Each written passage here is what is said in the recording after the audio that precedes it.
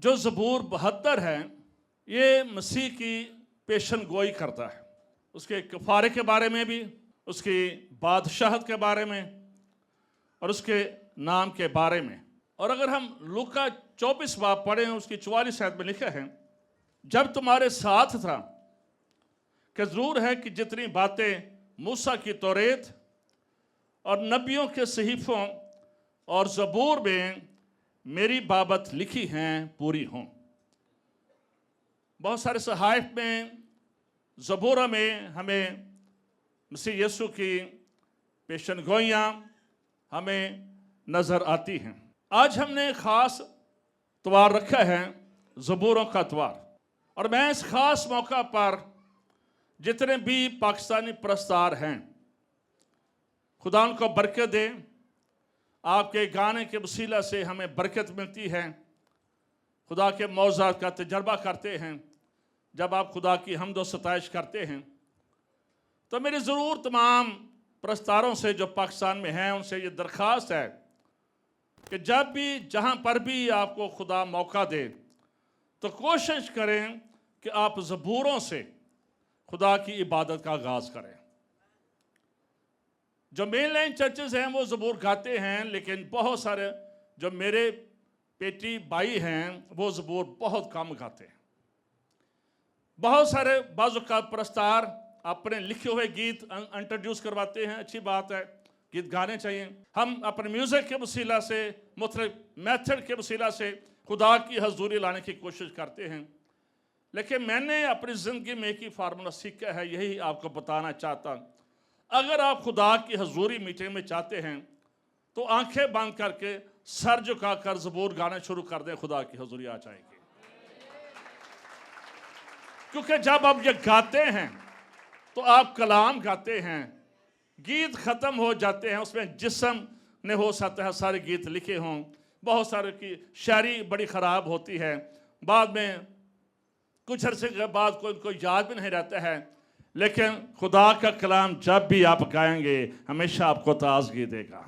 जहाँ पर खुदा का कलाम होगा वहाँ पर खुदा का जलाल होगा, वहाँ पर खुदा की हजूरी होगी। इसलिए तमाम परस्तारों से मैं ये दरख्वास्त करता हूँ, जब भी आप बड़े बड़े क्रूसर में जाएं अपने गीतों को फोकस लाजमी करें, लेकिन खुदा के कलाम के बाद आप ज़रूर गीत गाएं। गीतों की ज़रूरत है, हम भी गीत गाते हैं, आप भी गाएं। मेरी दुआ है खुदा तमाम प्रस्तारों को अपनी कुदरत से, अपने जलाल से भरे। और मेरी अपनी टीम से भी यही दरख्वास्त है कि जब इस चर्च में आपने शुरू करना है तो ज़बूरों से शुरू करना है। और आप भी जब किसी भी जगह पर जाएं, खुदा आपके लिए दरवाजे खोले, आपने ज़बूर से स्टार्ट लेना है और आप देखेंगे कि सारी मीटिंग रूहानी तौर पर किस कदर बरकत होगी और लोग आपके गाने के वसीला से बरकत पाएंगे। आमीन। ये ज़बूर, इसका जो सरनामा है, क्या लिखा है उसमें?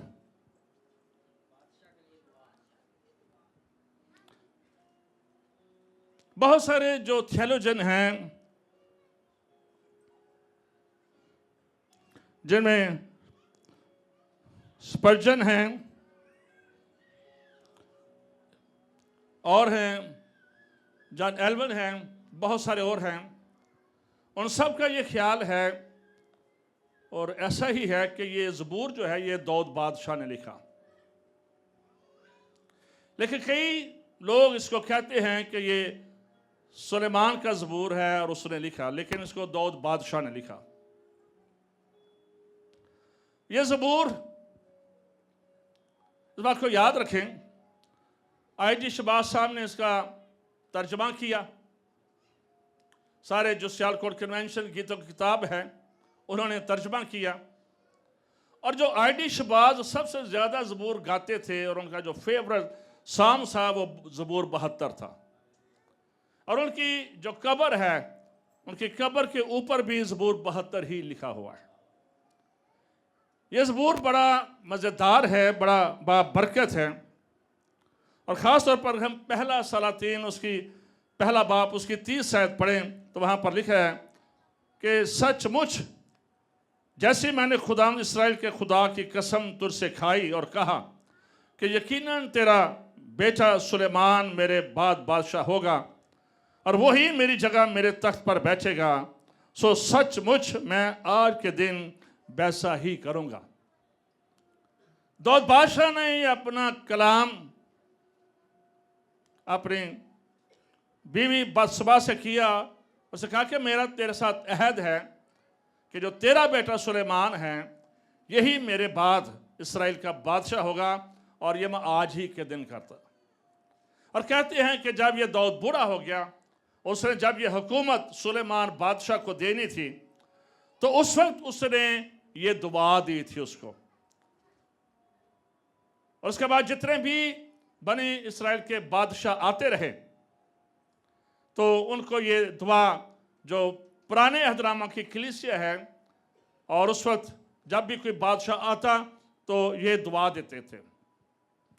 ये एक बाप की दुआ है अपने बेटे के लिए, ये एक मेन लीडर की दुआ है अपने लीडरशिप के लिए। हमेशा अपने बच्चों के लिए बरकत कहा करें। और यहाँ पर हम देते हैं कि दाऊद ने सुलेमान बादशाह के लिए बरकत कही।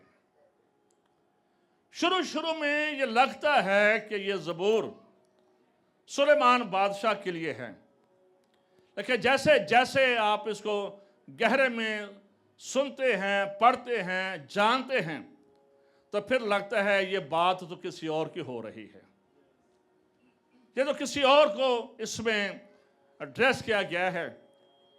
और बहुत सारी दाऊद के ज़बूर, बहुत सारे अंबिया के सहाइफ, उनमें आपको नजर आता है कि उन्होंने मसीह के बारे में पेशन गोइयाँ की।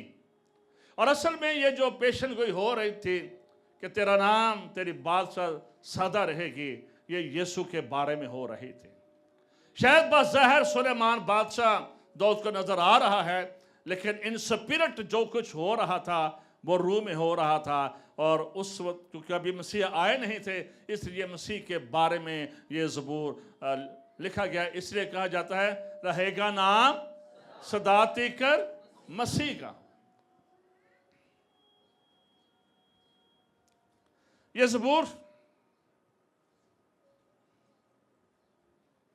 जब उसके बेटे ने बादशाह बनना था सुलेमान ने, तो उस वक्त ये ज़बूर उसने अपने बुढ़ापे की उम्र में लिखा।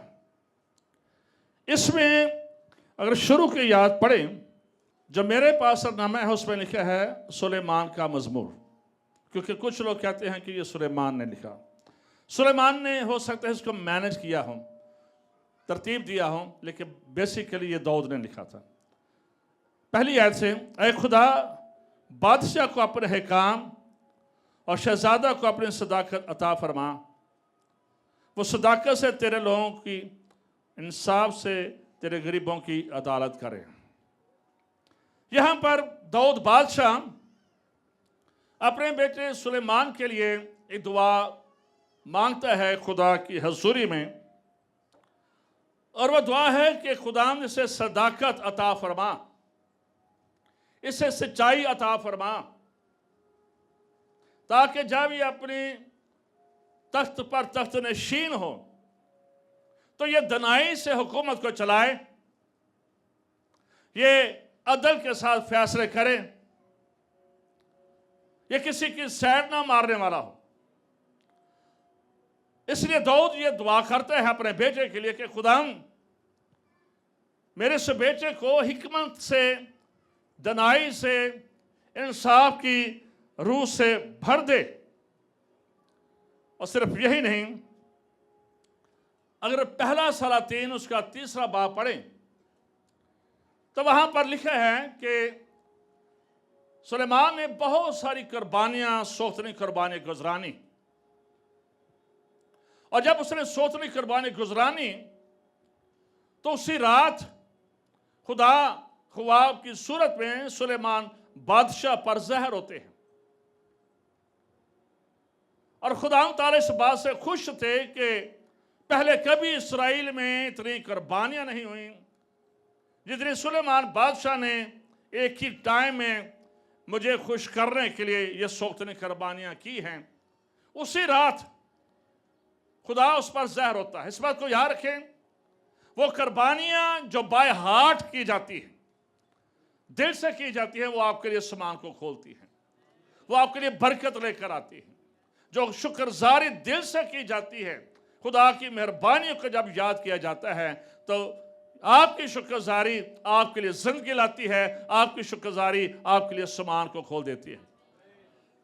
तो आसमान खुल गया और खुदा ने उससे कहा कि मैं खुश हूं। सुलेमान तो क्या चाहता है कि मैं तेरे लिए करूं? What can I do for you? I am giving you a blank check. मैं तुझे खाली चेक दे रहा हूं। बरले जितने मिलियंस डॉलर तूने बनने हैं, because I am big God. Hallelujah. Our God is a big God and us are big. Hallelujah. खुदा हमारा बड़ा है, हमेशा खुदा से बड़ा ही मांगा करें। खुदा को अंडर एस्टिमेट मत करें। कभी खुदा से आप छोटी छोटी चीजें ना मांगा करें। आप किसी आम बंदे की पूजा नहीं करते हैं, आप लिविंग गॉड की, जिसके जलाल से जमीन सारी मामूर है। इसलिए our god is a big god and ask the big. खुदा ने उसे कहा तो मांग, कितने बिलियन ट्रिलियन ट्रिलियन डॉलर तुझे चाहिए? पहले मिलियन है, फिर बिलियन है, और फिर ट्रिलियन डॉलर। खुदा ने कहा कितना चाहिए? उसने कहा मुझे डॉलर नहीं चाहिए, मुझे सिर्फ हिकमत दे रहे कि ये जो तेरी कौम है ना, मैं इसको दिलाई से लेकर चल सकूं और फिर मैं इनके लिए अच्छे फैसले कर सकूं। मुझे बस इतने मुल्क को संभालना है, इसलिए मुझे ये हिकमत दे दे, सच्चाई दे दे, सताकत दे दे। ये उसके बाप की भी दुआ थी, और फिर बेटे ने भी अपने लिए यही दुआ की है। जब बेटे को मौका मिला है तो बेटे ने भी अपने खुदा से यही कहा कि मुझे विज़डम दी जाए। तो वहाँ पर लिखा है कि खुदावंद ने कहा कि तुझे विज़डम भी मिल गई, दिल भी मिल गया इंसाफ करने वाला, लेकिन तेरी शान शौकत, तेरी वेल्थ, तेरी शोहरत इस कदर होगी कि कभी इसराइल के बादशाह के पास ना पहले थी और ना कभी बाद में होगी। और ये सारी चीज़ें सुलेमान बादशाह को मिली, लेकिन पीछे जो उसकी बरकत थी, उसके बाप की बरकत थी। उसके बाप ने उसके लिए, अपने बच्चों के लिए बरकत को कहा करे। बेशक बड़ियाँ बड़ियाँ बरकत बोलिया करो, ठीक है, छोटी ना कहें, बट बड़ी बड़ी बातें अपने बच्चों के लिए बोला करें। दाऊद ने यह दुआ की कि इसे सच्चाई दे,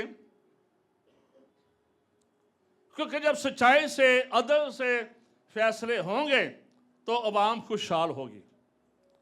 जब अवाम खुशहाल होगी तो वहां पर कि मोबाइल नहीं चलेगा, किसी को कत्ल नहीं किया जाएगा, कोई इदारा किसी दूसरे इदारे को कान नहीं फड़ा रहा होगा, ज्यादती नहीं हो रही।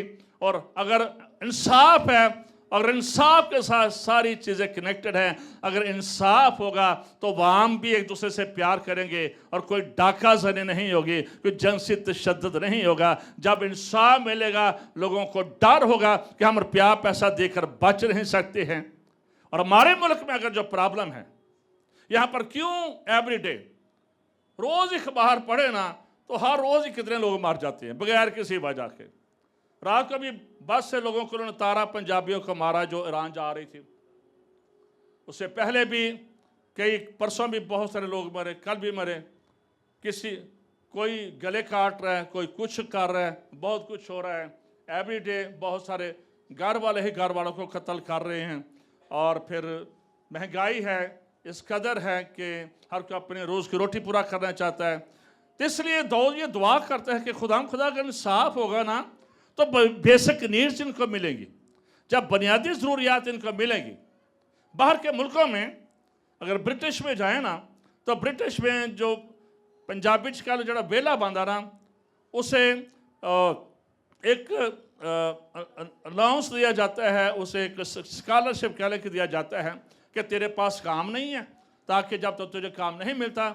और खैर से हमारे सारे पाकिस्तानी काम करके भी ले रहे हैं, वहाँ पर जितने भी हैं ये सारे ले रहे हैं, सारे बेनिफिट ले रहे हैं। हमारी पाकिस्तानी जो कौम है ये सारे यूके से, कनाडा से, अदर कंट्री से अपने पूरे पूरे फ़ायदे उठा रहे हैं। जो काम भी करते हैं, हट्टे कट्टे भी हैं, सेहतमंद भी हैं, लेकिन दे आर गेटिंग बेनिफिट, वो सब ले रहे हैं। लेकिन वो पता क्यों देते हैं, वो देते पैसा क्यों हैं?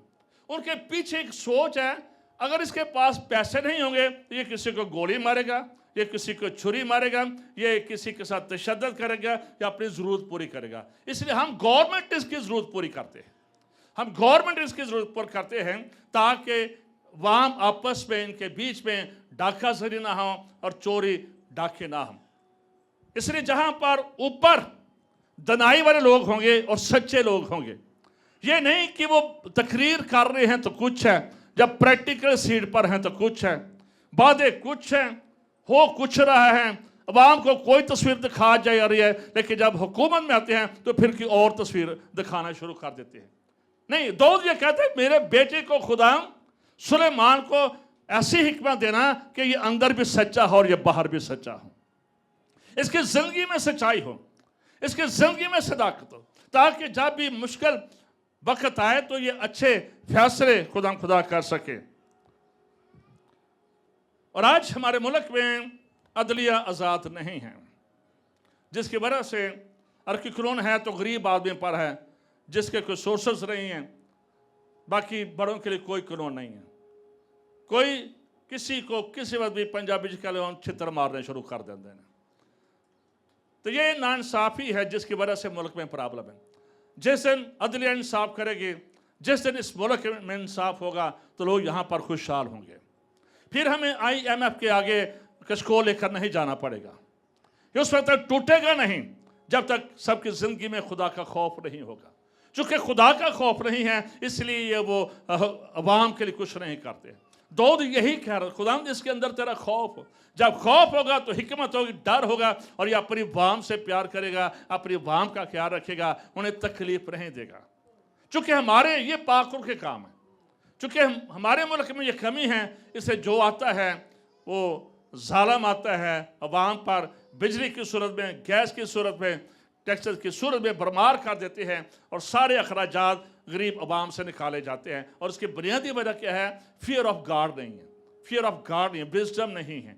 लेकिन दाऊद ने अपने बेटे सुलेमान के लिए दुआ की कि खुदा इसे हिकमत देना, ताकि ये लोगों के साथ ज़्यादती ना करे, लोगों के साथ ये हिकमत और दनाई से पेश आए। हमारे मुल्क में बहुत सारे मसाइल हैं, बहुत ज़्यादा मसाइल। हमारी ज़मीन हर तरह के मादनियात से, सोने चांदी से, हीरे जवाहरात से भरी हुई है, लेकिन ये बेच दिए जाते हैं या खा लिए जाते हैं और आवाम तक इसका कोई बेनिफिट नहीं पहुंचता है। सुलेमान के पास पहला सलातीन 3 बाब में ये स्टोरी है, 2 कसबियाँ आई थी, प्रोसिक्यूट 2 आई थी, और उन्होंने सुलेमान बादशाह के पास ये केस रखा कि हम एक ही घर में रहती हैं, दोनों औरतें थी, एक ही घर में रहती थी, हो सकता है एक ही कमरा हो या एक ही कमरे में दोनों रह रही हों। तो एक का बच्चा पैदा होता है और दूसरी का 3-4 दिन बाद बच्चा पैदा होता है, और जब बच्चा पैदा होता है तो एक जो माँ है अपने बेटे के ऊपर लेट जाती है और बेटा मर जाता है। अब जो दूसरी माँ होती है जिसका बेटा मरा होता है, वो चोरी चिपके से ये करती है कि अपने मरे हुए बेटे को दूसरी औरत के साथ लटा देती है और उसका बेटा चुरा लेती है। और जब वो माँ उठी दूसरी जिसका बेटा जिंदा, तो उसने देखा ये तो मरा हुआ बच्चा है और ये बच्चा भी मेरा नहीं है। तो ये केस जो है सुलेमान बादशाह के दरबार में चला गया। जब ये सुलेमान बादशाह के दरबार में चला गया तब दोनों ही औरतें बहुत चलाती होंगी, ये मेरा बच्चा है, दूसरी कह रही है मेरा बच्चा है, पहली कह रही है मेरा बच्चा है, दूसरी कह रही है मेरा बच्चा है, निशानियां भी बताती होंगी। अब दोनों दावेदार है, वो कह रही इसका मर गया था इसने मेरा ले लिया, दूसरी कह रही इसका मर गया था इसने मेरा ले लिया। बच्चा एक है, माएँ 2 हैं, दोनों दावेदार हैं। सुलेमान बादशाह ने कहा अच्छा एक तलवार लाई जाए और फिर तलवार के साथ उस बच्चे को काट दिया जाए, आधा एक को दे दो आधा एक को दे दो, किस्सा खत्म, स्टोरी खत्म, दोनों ही ले जाओ भाई। लेकिन जिसका बेटा था उसने बादशाह से कहा बादशाह सलामत से तलवार से ना मारा जाए, ये बेटा इसको दे दिया जाए लेकिन ये मरे नहीं, बेटा इसको दे दिया जाए ये मरे नहीं। तो फिर बादशाह ने अंदाजा कर लिया, क्योंकि हिकमत उसने अंदाजा कर लिया कि असल माँ ये है। बादशाह ने जज कर लिया, सुलेमान बादशाह ने कि असल माँ ये है, इसको जिंदा देखना चाहती है। जबकि दूसरी कह रही थी बादशाह इसके टोटे कर दे, इसको चीट डालो, इसको तलवार दो। दूसरी जो जिसका बेटा नहीं था वो इसी बात पर तुली हुई थी कि इसे मार दिया जाए। और फिर सुलेमान बादशाह ने जज किया कि ये ठीक है औरत, इसका बेटा इसको वापस कर दिया जाए। और लिखा है कि ये जो किस्सा था पूरे इसराइल में बहुत फैल गया। उसकी शोहरत सुलेमान बादशाह की दूर दूर तक फैल गई। और इसका इंसाफ कि ये वाकई एक चीफ जस्टिस है, आदल है, फेयर पर्सन है, उसकी बड़ी मशहूरी होती चली गई। इसलिए दाऊद, ये पीछे बाप की दुआ थी, इस बात को याद रखें। मैं आपको बताना चाहता हूं कि मैंने अपने माँ और बाप से हमेशा दुआ ली है। जब आप अपने माँ बाप को खुश रखते हैं ना, उनके खिलाफ बोलते नहीं हैं, उनसे लड़ते झगड़ते नहीं हैं, तो माँ और बाप के दिल से जो निकली दुआ है ना, ये पीछा करती है। और बनी इसराइल में इसको बहुत फोकस किया जाता था, बाप की दुआ को और बाप की बरकत को। इसलिए इस बात को याद रखें, कोशिश करें अपने बुजुर्गों का हमेशा ख्याल रखें। जैसी भी उनकी हैबिट है, आदत है, जो बंदा रिटायर हो जाता है तो कई चीज़ों की रिटायर हो जाती हैं, लेकिन रिटायर होने के बावजूद भी लव योर पेरेंट्स। ओके, अपने माँ बाप से हमेशा प्यार करें, ख्याल रखें, ये बहुत ज़रूरी है। इसलिए दाऊद बादशाह ये दुआ करता है कि खुदा इसके पास सदाकत हो, ताकि इसके दौर में सुलह हो, सलामती हो। और सुलेमान बादशाह का दौर एक ऐसा दौर था, 40 साल कोई जंग नहीं हुई, नेवर, कोई लड़ाई नहीं लड़ेगी। हालांकि बाप उसका लड़ाइयां लड़ता रहा। और दाऊद को इसलिए मना किया गया कि तूने मेरी हैकल नहीं बनानी है, क्योंकि तूने खून बड़ा बहाया है। लेकिन बाप जंगजू था, लेकिन ये पीसफुल मैन था सुलेमान बादशाह। इसके जितने भी मशरक, मगरब, शमाल, जनूब, जितने भी बादशाह थे ना, इसके सब के साथ बड़ी अच्छी सलाम दुआ थी। सारे इसको किंग मानते थे, सारे इसके मती थे, सारे इसका हुक्म मानते थे, और कोई इसके सामने सर नहीं उठाता था। इन 40 सालों में बड़ा अमन रहा सुलेमान बादशाह के दौर में। अब वजह क्या थी? उसके बाप की दुआ थी उसके पीछे। आपके पेरेंट्स, बुजुर्गों, आपके खुदाम की दुआएं आपका पीछा करती है। उनसे दुआ लिया करें, उनसे बरकत लिया करें। मैं फिर से कहना चाहता हूं, हमारे पाकिस्तानी चर्च की एक बहुत बड़ी प्रॉब्लम है। माँ बाप क्या करते हैं? वो पादरी नहीं ठीक, वो पादरी नहीं ठीक, वो पादरी नहीं ठीक।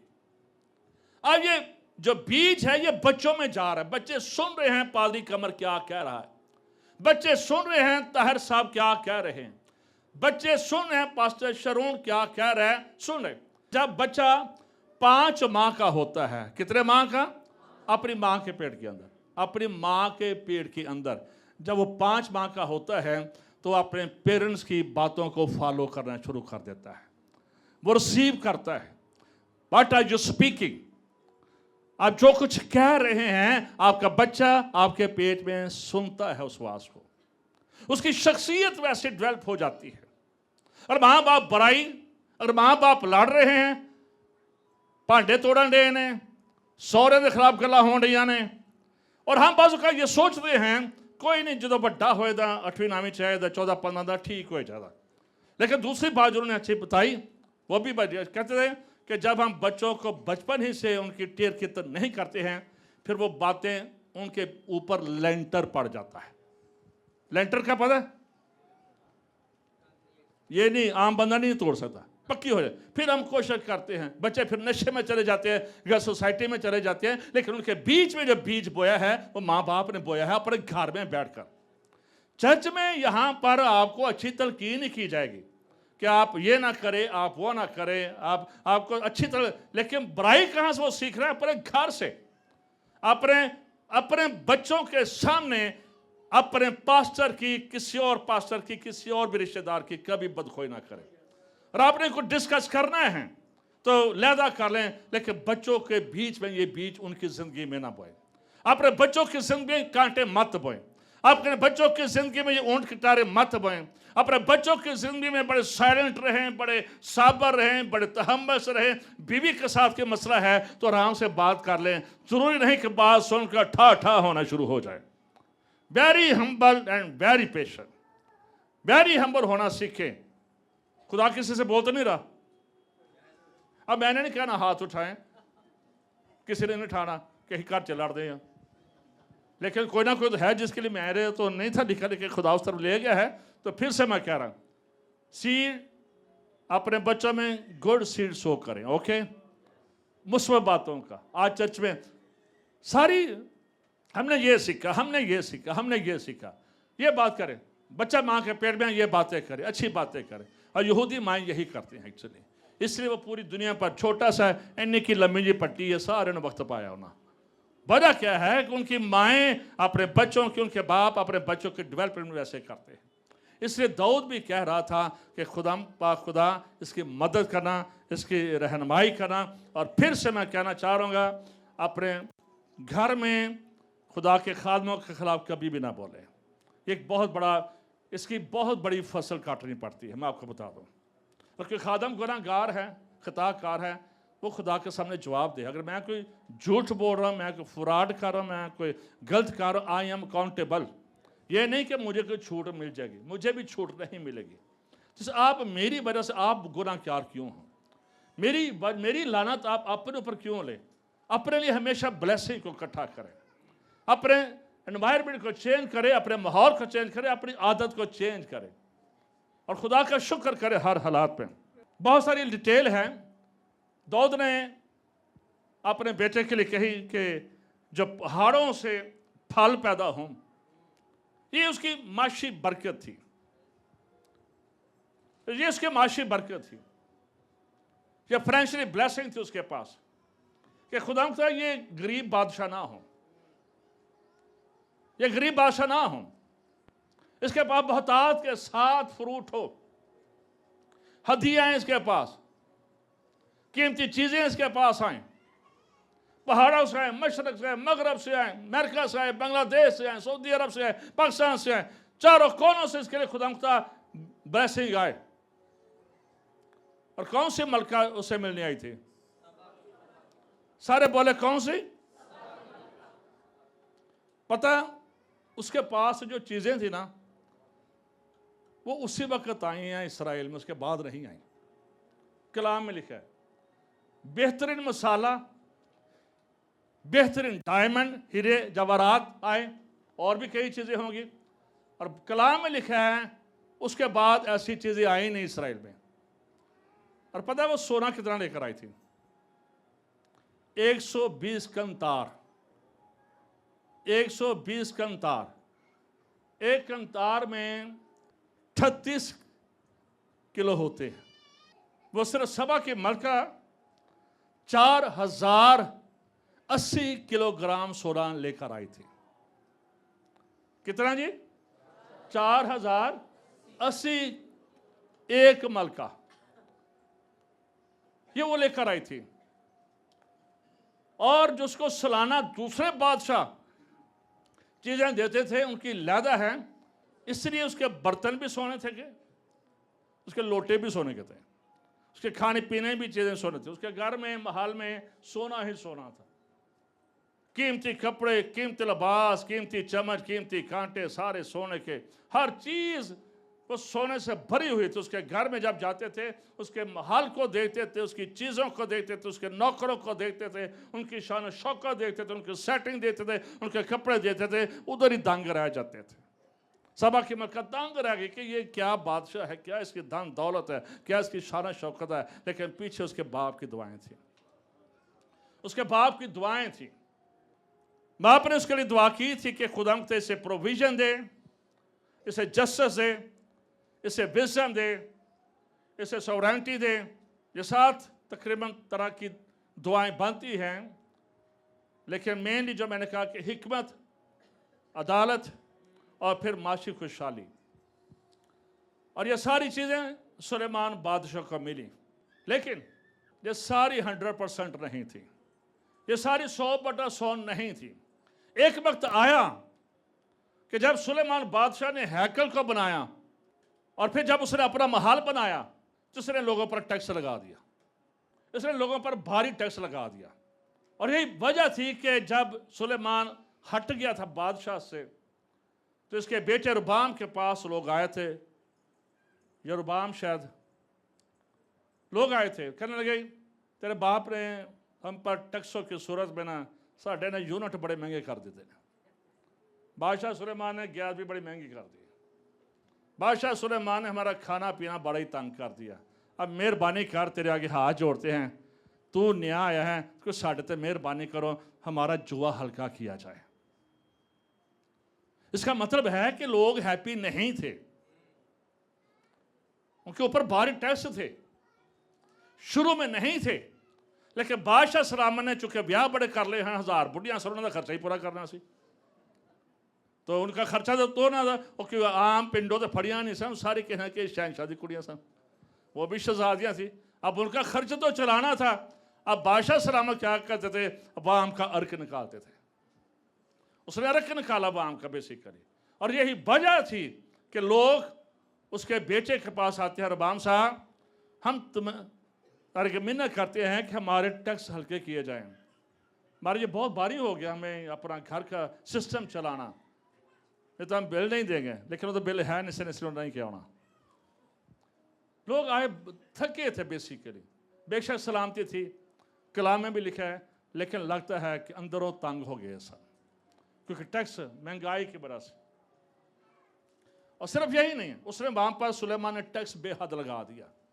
उसके बाप ने दुआ की थी कि ये लोगों का ख्याल रखे, लेकिन आखिर में उसने ख्याल नहीं रखा है, क्योंकि वो किसी और चक्कर में पड़ गया। उसकी एक बीवी नहीं थी, 1000 औरतें थी उसके पास, सब शहजादियां थी मुख्तलिफ मुल्कों की।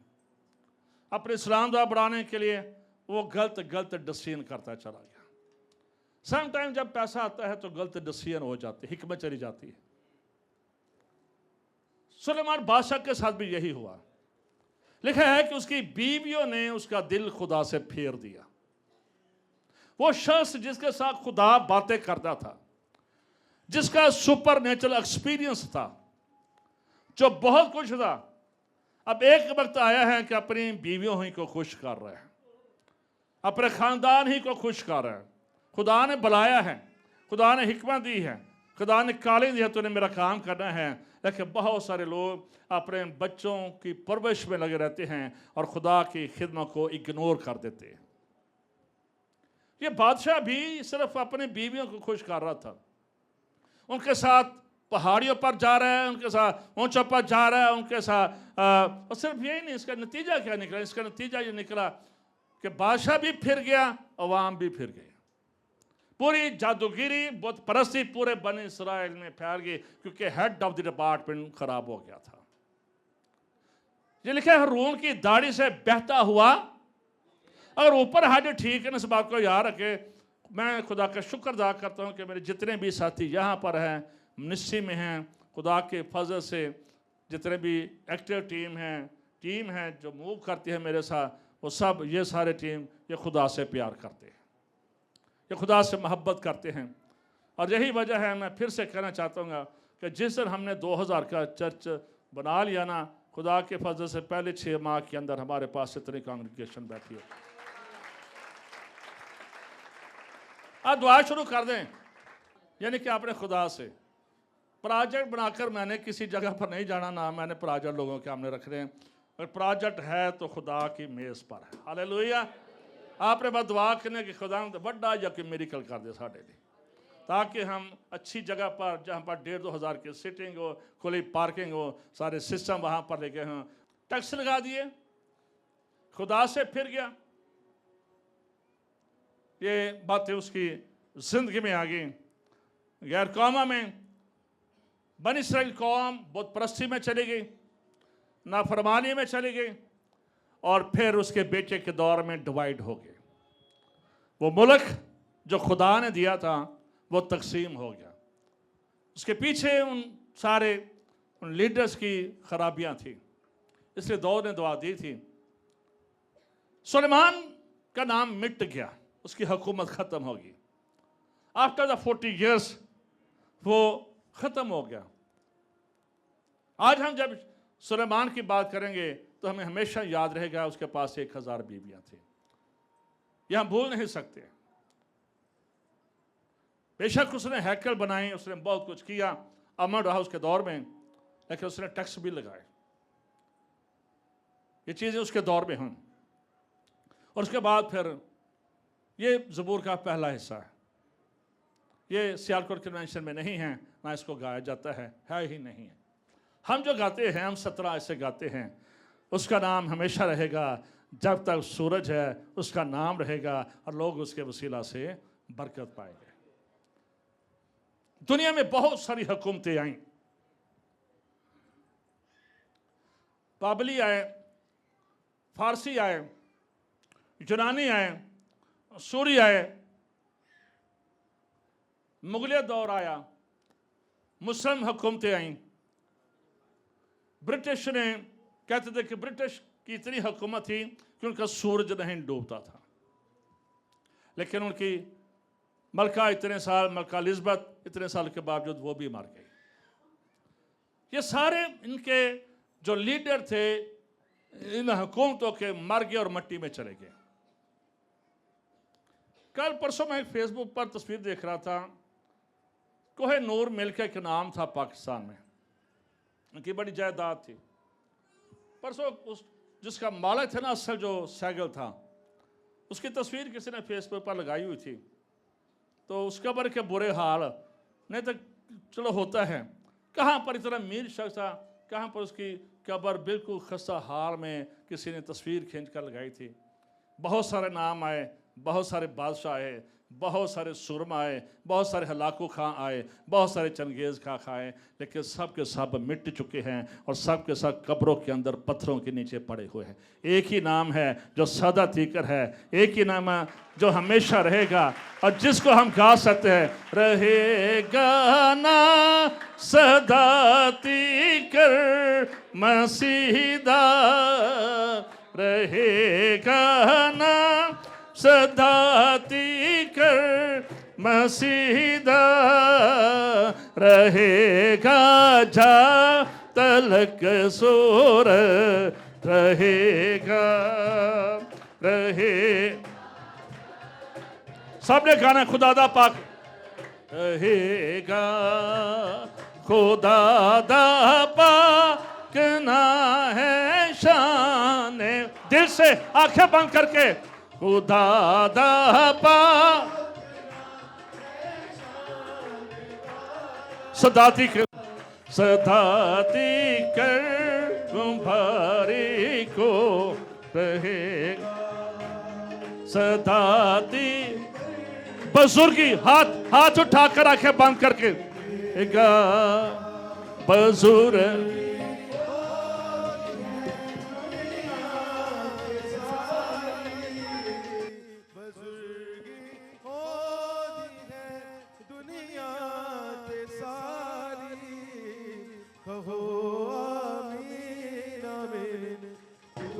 फिर से गाएंगे, रहेगा नाम का नाम सदा तीकर मसीदा,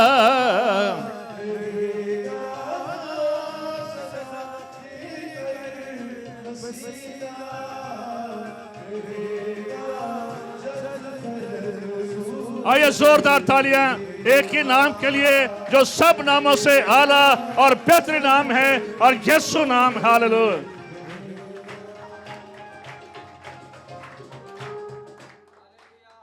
सुलेमान का नाम मिट गया, ब्रिटिश अंपायर के नाम मिट गए, मुगलिया के नाम मिट गए, सब के नाम मिट गए और सब कब्रों के नीचे हैं। एक ही है जिसकी कब्र भी खाली है, और एक ही नाम है जिसके आगे हर कोई घुटना झुकेगा, हर की जुबान करार करेगी। हालेलुया। ये हर जुबान इकरार करेगी। आज जितना मर्जी कुछ सताले, इस नाम के लोगों को ख़त्म करने के लिए हमेशा कोशिशें रही हैं, हमेशा जलाया गया है, मारा गया है, लेकिन ये नाम बढ़ता ही चला गया है। आज भी दुनिया का जो सबसे बड़ा मजहब है ये मसीहत है। आज भी जो दिलों पर हुकूमत करते हैं वो यीशु मसीह नाम। हालेलुया। एक ही नाम है जो दिलों पर, जिसकी हुकूमत कराची से लेकर लंदन हुकूमत है, और जिसकी हुकूमत अमेरिका से लेकर हालेलुया पाकिस्तान तक। इस नाम में लोग बादशाही हासिल करते हैं और निजात हासिल करते हैं। हालेलुया। पहली तवारीख उसका 17 बाब 11-12 आयत पढ़ूंगा। और जब तेरे दिन पूरे हो जाएंगे ताकि तू अपने बाप दादा के साथ मिल जाने को चला जाए, तो मैं तेरे बाद तेरी नस्ल को तेरे बेटों में से बर्पा करूंगा और उसकी सल्तनत कायम करूंगा। वो मेरे लिए घर बनाएगा और मैं उसका तख्त हमेशा के लिए। खुदा ने यह वादा किया था, लेकिन मुझे लगता है यह वादा किसी और तरफ जा रहा था। उसका तख्त सुलेमान का नहीं रहा, लेकिन यह कुछ और हो रहा था। पैदाइश 12:3 में लिखा है, और जमीन के सब कबीले तेरे वसीला से। अब अब्राहम के वसीला से हम बरकत नहीं पाते हैं, किस नाम से बरकत पाते हैं? तो ये तो बुनियाद उधर ही से शुरू होगी ही कि एक नाम आएगा जिसके वसीला से कौमें, यूनानी, फारसी, अरबी, बौद्ध परस्त, जितने भी अदर रिलीजन हैं, वो सारे एक ही नाम, उस नाम के वसीला से बरकत पाएंगे। और आज पूरे हिंदुस्तान को वक्त पड़ा हुआ है कि बड़ी तादाद के साथ लोग इस नाम के पास आ रहे हैं, बड़े बड़े चर्च बन रहे हैं, लाइफ चेंज हो रही हैं, बड़ी बड़ी गवाहियाँ हो रही है। गवर्नमेंट ख़त्म करना चाह रही है, लेकिन ये नाम कभी ख़त्म नहीं होगा, क्योंकि मसीह का नाम हमेशा रहेगा, हमेशा तक रहेगा। सूरज चांद जब तक है, उससे भी ज़्यादा वो नए यरूशलेम में भी उसकी हुकूमत है और आज दिलों में भी उसकी हुकूमत है। ये नबूवत तो पैदाइशी में हो चुकी थी, एक नाम आएगा जिसके वसीला से लोग बरकत पाएंगे। और बात तो यीशु की तरफ आ रही थी, ना दाऊद की बात हो रही थी। ये तो सामने पिक्चर हमें नजर आ रही थी, लेकिन बिहाइंड जो एक मुकाशा चल रहा था, जो एक रेवलेशन चल रहा था, वो यीशु मसीह का चल रहा है। और फिर आज हम देखते हैं, हाँ, यीशु के आगे बहुत सारे घुटने झुक जाते हैं, बदरूहों के झुक जाते हैं, जादूगिरों के झुक जाते हैं, बीमारियों के झुक जाते हैं, लानतों के झुक जाते हैं, क्योंकि कोई यीशु नाम के आगे ठहर नहीं सकता। हालेलुया, जोरदार ताली यीशु मसीह के लिए।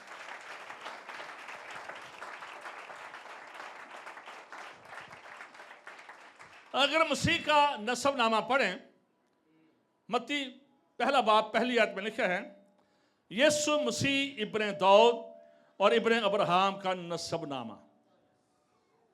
अब सुलेमान की बात नहीं होती, यहां पर क्या है?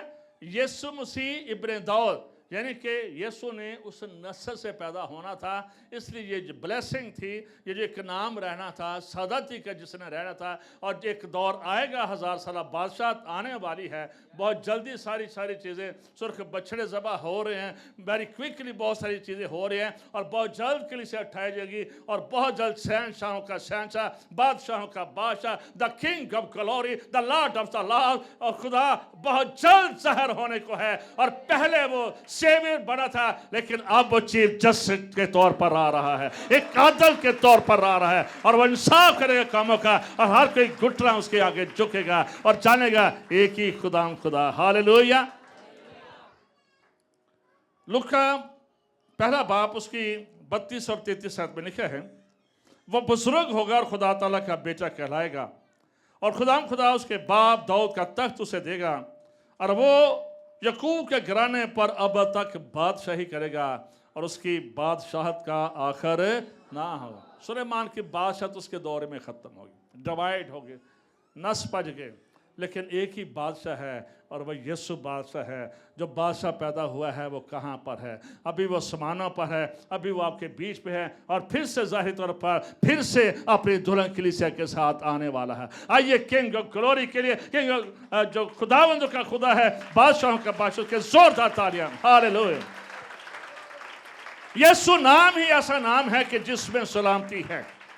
यीशु नाम ही ऐसा नाम है कि जिसमें अमन है, और यीशु नाम है जिसमें इस बात को याद रखें निजात मिलती है, और यीशु नाम है जो सब नामों से आला है। इसलिए इस नाम की हमद करते हैं, बड़े की सताइश करते हैं, उसे ग्लोरीफाई करते हैं, उसको जलाल देते हैं।